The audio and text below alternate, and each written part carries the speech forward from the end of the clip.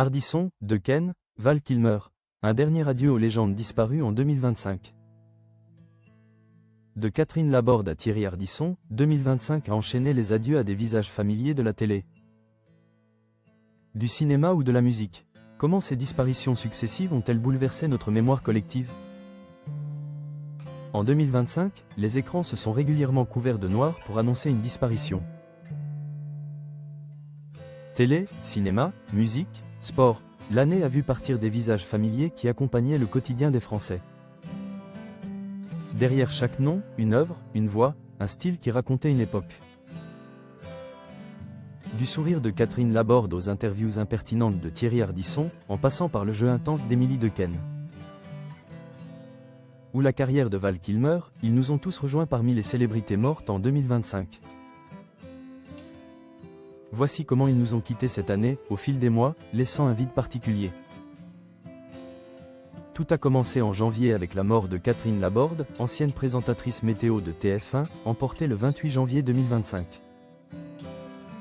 À 73 ans par la maladie à corps de Lewy. Pendant près de 30 ans, son ton doux et sa présence souriante ont rythmé les soirées météo de millions de téléspectateurs. Quelques jours plus tard, le cinéma perdait David Lynch, réalisateur d'Elephant Man ou Mulholland Drive. Figure majeure du cinéma de l'étrange. Le 26 février, la mort de Michel Trachtenberg à 39 ans, des suites d'un diabète. Puis celle de Gene Hackman retrouvée sans vie avec son épouse au Nouveau-Mexique ont rappelé la fragilité des icônes. En mars, la disparition de Émilie Dequesne a profondément touché la Belgique et la France. Révélée dans Rosetta, l'actrice est morte le 16 mars 2025 à 43 ans, des suites d'un cancer, contre lequel elle se battait depuis plusieurs années. Son intensité de jeu et sa discrétion en dehors des plateaux la rendaient particulièrement chère au public. Le même semestre, le public apprenait la mort de Val Kilmer, héros de Top Gun et The Doors.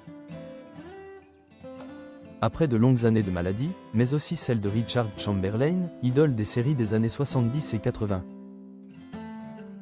Le pape François disparaissait lui aussi, tandis que la chanson française perdait Herbert Léonard et Nicole Croisille. Le 14 juillet 2025, la télévision française s'est figée en apprenant la mort de Thierry Ardisson à 76 ans, des suites d'un cancer du foie gardé secret.